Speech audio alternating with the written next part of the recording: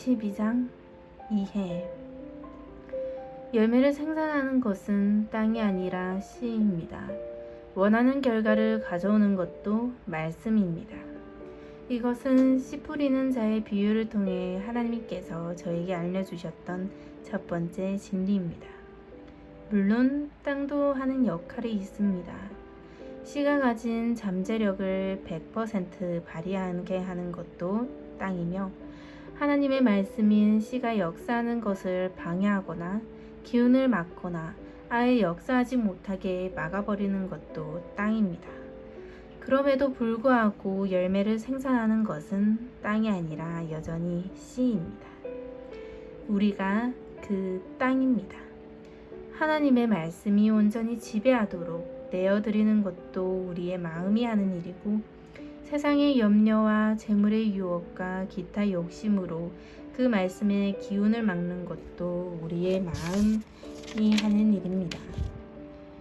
우리의 마음이 하나님을 향해 굳어져서 그분의 말씀인 씨가 싹을 틔울 자리를 내어주지 않는 것입니다. 우리 마음이 성상에 영향을 미칠 수 있지만 열매를 생산하는 것은 하나님의 말씀인 씨입니다. 나는 흙으로 만들어진 땅일 뿐입니다. 나는 씨가 싹을 틔울 자리인 흙일 뿐입니다. 내가 따뜻한 온기와 영양분을 제공하지만 그래도 열매를 생산하는 것은 바로 말씀입니다.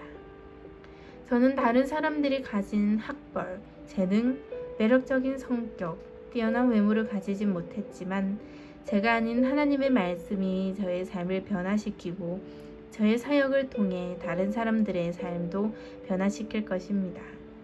하나님께서 이 비유를 통해 이 진리를 저에게 열어 보여주셨고, 오늘날까지 이것은 저에게 계속적으로 영향을 미치고 있습니다.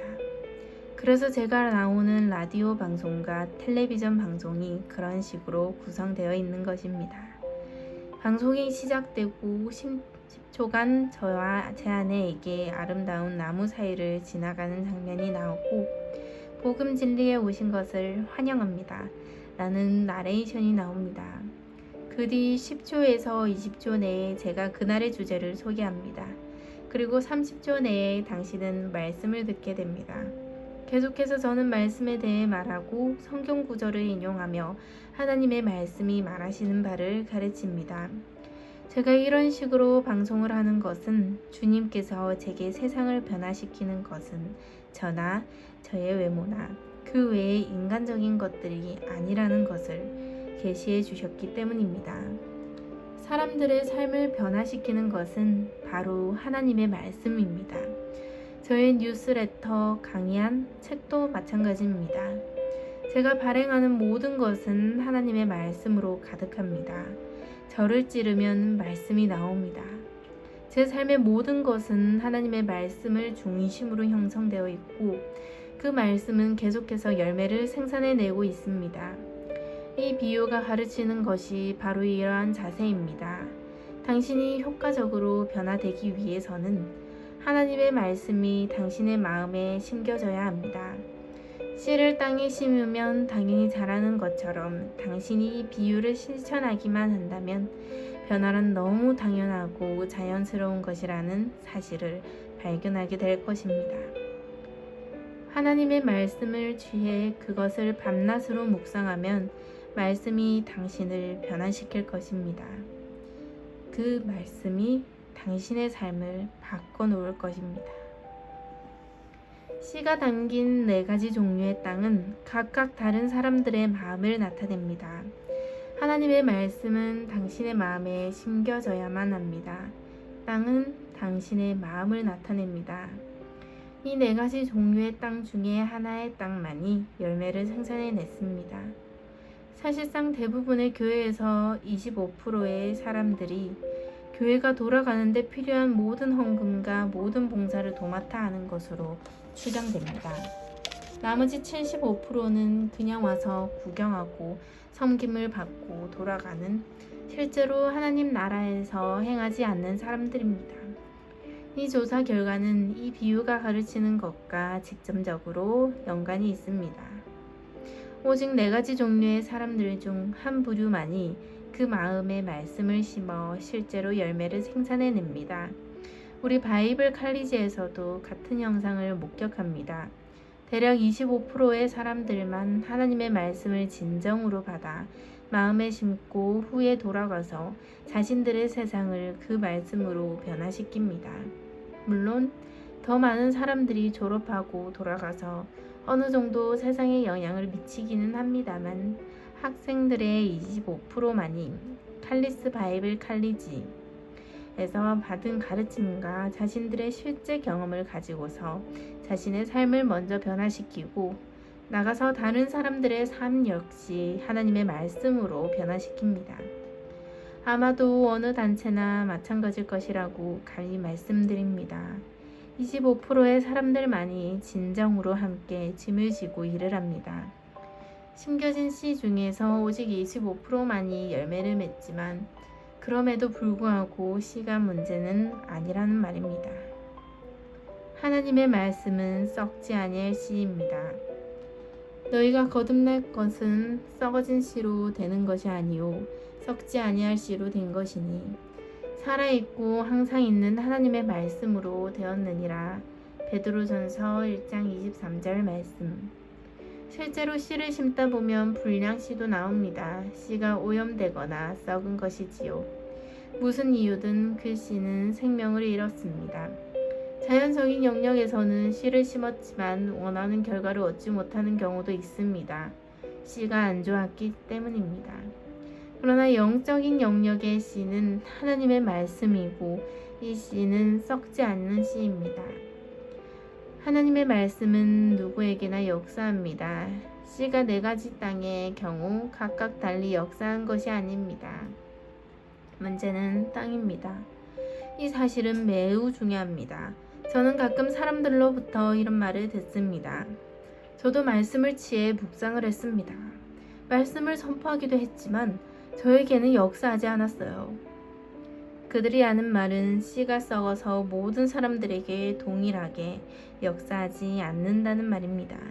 하지만 이 씨 뿌리는 자의 비유는 그 반대라고 가르쳐 줍니다. 하나님의 말씀은 썩지 않는 씨입니다. 실패하는 이유는 절대 말씀 때문이 아닙니다. 말씀이 역사하지 않는 이유는 사람들 때문입니다. 말씀의 잠재력이 100% 발휘되지 못하게 하는 것은 사람들의 마음입니다. 이 비유를 보면서 우리의 삶에서 하나님의 말씀을 맡고 있는 것들을 계속해서 살펴볼 것입니다. 그러나 지금 당장 이 진리를 취하셔서 마음에 새기고 흔들리지 말아야 합니다. 이건 타협할 수 있는 부분이 아닙니다. 이 진리를 의심하지 마십시오. 하나님의 말씀은 썩지 않는다는 것이 실제적인 사실입니다. 말씀은 항상 역사합니다. 그 말씀을 이해하고 적용하는 과정에서 우리가 실패할 수는 있지만 하나님의 말씀은 절대 실패하지 않습니다. 우리가 말씀대로 행하는 데에 실패할 수는 있지만 하나님의 말씀은 절대 실패하지 않습니다. 제가 그리스도인의 삶을 막 시작하던 젊은 시절에 이 말씀은 제 마음속에서 살아나서 저의 믿음에 불을 붙였습니다. 이 비유를 묵상할수록 하나님의 말씀이 내 삶을 변화시킬 것을 알았고 온 마음을 다해 이 말씀을 믿었습니다.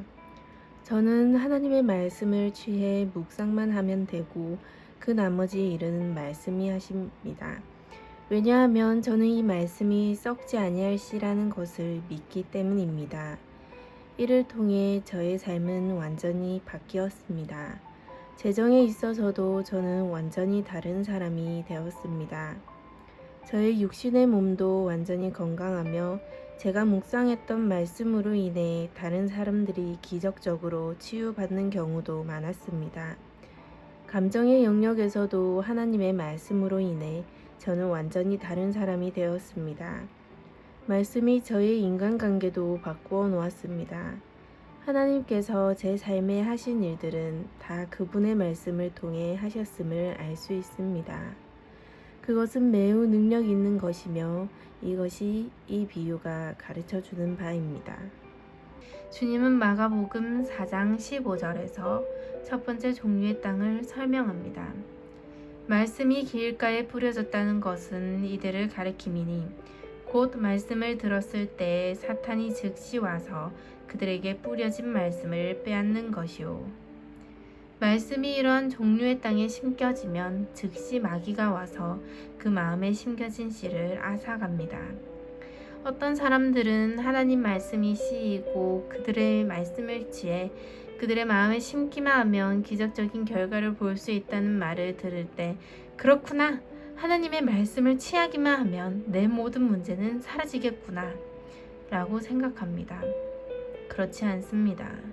정확히 말하자면 당신이 일단 말씀에 취해 그 말씀에 자신을 드리고 묵상하며 직접 하나님의 말씀을 알아가면 사실 그때 비로소 모든 문제가 시작됩니다. 제 말이 듣기 싫으시겠지만 이것이 진실입니다. 사단은 당신 개인을 공격하지 않습니다. 당신만으로는 아무것도 아니란 것을 알기 때문입니다. 당신 혼자서는 사단이나 그 어느 누구에게도 힘이 없습니다. 자기 스스로를 어떻게 생각하든지 가진 것이 무엇이든지 간에 주님과 그분의 말씀이 없이는 이 세상을 변화시킬 수 없으며 하나님 나라에 큰 영향을 미칠 수 없습니다. 그러나 일단 하나님의 말씀이 당신 안에 뿌리 내리기 시작하여 성장하고 열매를 맺기 시작하면 그때 마귀도 일하기 시작합니다. 사단은 말씀에 경악합니다. 그는 즉시 하나님의 말씀을 공격할 것이며 당신의 마음에서 말씀을 앗아가려고 올 것입니다. 이렇게 말하고 싶은 유혹을 받고 계실지도 모르겠습니다. 그게 사실이라면 하나님의 말씀을 보지 말아야지. 마귀의 표적이 되고 싶진 않아. 당신이 패배할 것이라는 말이 아닙니다. 저는 승리하고 있습니다. 다만 싸우지 않고는 승리할 수 없다는 말입니다. 하나님 말씀에 굳게 서기로 결심하고 나면, 즉 말씀이 당신의 삶의 최우선이라고 결정하고 나면 당신의 모든 문제가 사라질 것이라는 미혹에 빠지지 마십시오. 오히려 문제가 막 시작된 것입니다. 그러나 하나님의 말씀에 계속해서 굳게 서 있는다면 당신은 승리할 것입니다. 당신이 승리자가 됩니다만 싸우지 않고는 안 됩니다. 마태복음 13장 18절에서 19절입니다. 그런즉 씨 뿌리는 자의 비유를 들으라. 아무나 천국 말씀을 듣고 깨닫지 못할 때는 악한 자가 와서 그 마음에 뿌려진 것을 빼앗나니 이는 곧 길가에 뿌려진 자요. 마태는 이 비유를 마가와 조금 다르게 표현했습니다. 길가는 사람들이 많이 다니는 곳을 말합니다. 즉 흙이 눌려서 단단해진 것이지요. 씨는 땅속으로 들어가서 싹을 틔우고 뿌리를 내리지 못하고 표면에 떨어집니다. 새가 곧 와서 딱딱한 땅 위에 떨어진 씨앗을 먹어버리듯 하나님의 말씀을 마음으로 받지 못하는 사람들에게 사단이 즉시 와서 말씀을 앗아갑니다. 말씀이 사람의 마음을 뚫고 들어가 자리 잡지 못한다면 마귀가 즉시 와서 말씀을 훔쳐간다는 말씀입니다. 이 길가는 4가지 종류의 땅 중에서 사단에게 직접 문이 열려있는 부류입니다. 이렇게 첫 번째 종류의 사람에게서는 마귀가 바로 말씀을 앗아갈 수 있습니다. 아무나 천국 말씀을 듣고 깨닫지 못할 때는 악한 자가 와서 그 마음에 뿌려진 것을 빼앗나니 이는 곧 길가에 뿌려진 자요. 깨닫는 것이 씨를 마음속으로 들어가게 합니다. 말씀을 깨닫는 것이 말씀으로 하여금 마음을 뚫고 들어가게 합니다. 말씀이 당신의 삶으로 들어가게 하는 문은 바로 깨닫는 것입니다. 깨닫지 못한다면 말씀은 싹 틔울 수 없습니다. 그래서 하나님은 이야기 쉽게 설명되어야 합니다. 어떤 사람들은 하나님의 말씀을 얼마나 어렵게 가르치려고 하는지 정말 놀랍습니다. 히브리어, 헬라어를 깊이 연구하며 자세한 내용을 하나하나 전달하는 것이 설교에 도움이 된다고 생각하는 설교자들도 있습니다. 물론 원어를 설명해야 하는 경우가 저도 있습니다. 저도 때때로 원어를 설명합니다. 그러나 어떤 선교사들은 하나님의 말씀을 너무 복잡하게 만들어서 평범한 인간들은 이해도 할 수 없게 만들었습니다. 예수님은 그렇게 하지 않으셨습니다. 지금 우리가 보고 있는 이 비유도 모든 사람이 이해하기 쉽게 설명하고 계십니다. 그 당시에는 농업사회였기 때문에 모든 사람들이 씨를 심어 보았습니다. 예수님은 이렇게 아주 간단한 원리를 취하셔서 사람들이 이해하기 쉽게 말씀을 가르치셨습니다. 그런데도 어떤 사람들은 아무도 이해할 수 없는 언어를 사용하는 것이 자신들의 지성을 나타내 보이는 것이라고 생각합니다. 사전을 찾아봐야 이해할 수 있는 단어를 쓰거나 하나님께서 해석해 주지 않으시면 이해할 수 없는 설교를 합니다. 어떤 사람들은 이렇게 하는 것이 위대한 사역이라고 생각합니다. 저는 그 반대라고 생각합니다. 무언가를 정확하게 이해하고 나면 누구나 이해할 수 있도록 쉽게 설명할 수 있게 됩니다. 제가 아직은 그렇지 못할 수도 있지만 그렇게 되려고 노력합니다. 제가 하나님의 말씀을 너무 단순하게 설명해서 이해하기 쉽다고 말합니다. 그들 역시 이해하기 너무 어렵게 설교하시는 분들에 대해 언급합니다. 우리는 하나님의 말씀을 사람들이 이해할 수 있게 소개해야 합니다. 이해하는 것이 바로 말씀을 마음에 들어오게 하는 문이기 때문입니다. 당신이 이해하지 못했다면 그 말씀은 즉시 빼앗깁니다. 사탄이 와서 가져갈 것입니다. 제가 다른 나라나 문화에서 사역할 때면 저도 바울이 말하는 대로 하려고 노력합니다. 저는 유럽 전역과 중앙아메리카, 아프리카의 몇몇 나라들과 아시아에서 사역한 경험이 있는데 문화가 다른 곳으로 가면 그 상황에 맞는 예화를 들려고 노력합니다.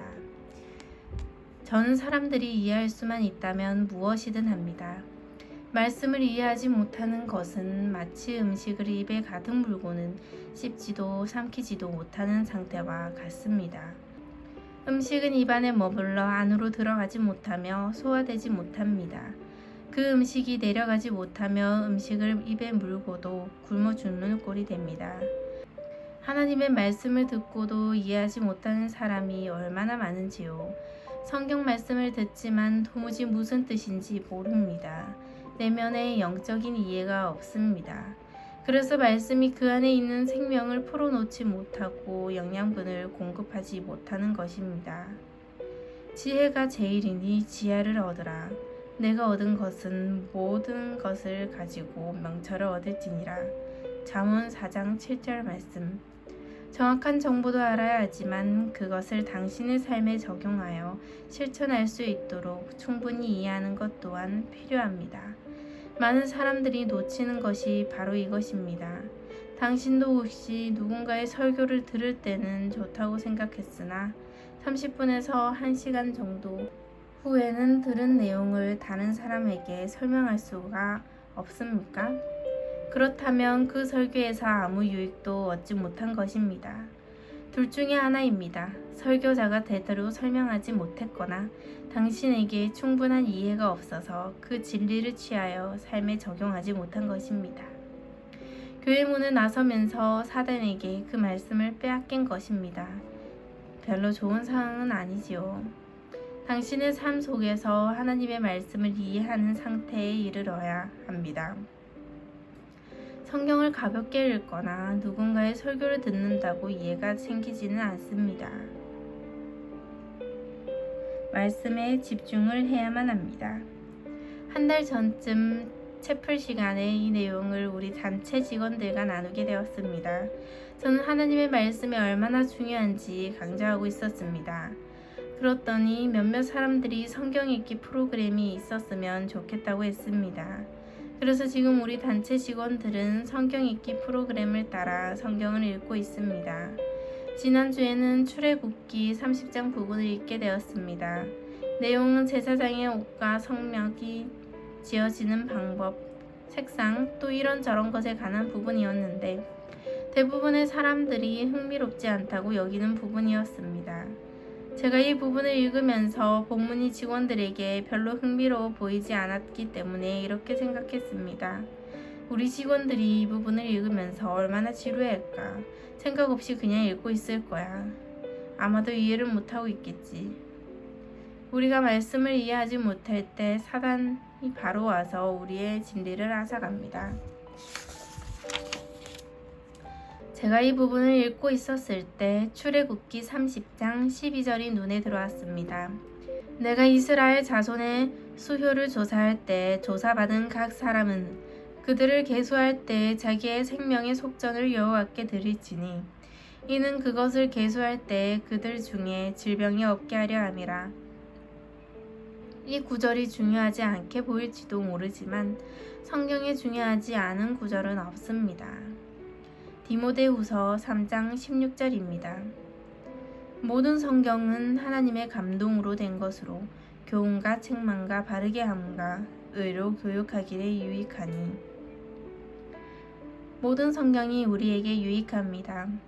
잠시 성경 읽는 속도를 늦추고 아니면 아예 멈춰서 읽고 있는 부분에 대해 생각해 보기만 하면 됩니다. 제가 출애굽기 30장 12절을 읽고 있을 때 이것이 바로 사무엘하 24장과 역대상 21장의 열쇠가 된다는 것을 알았습니다.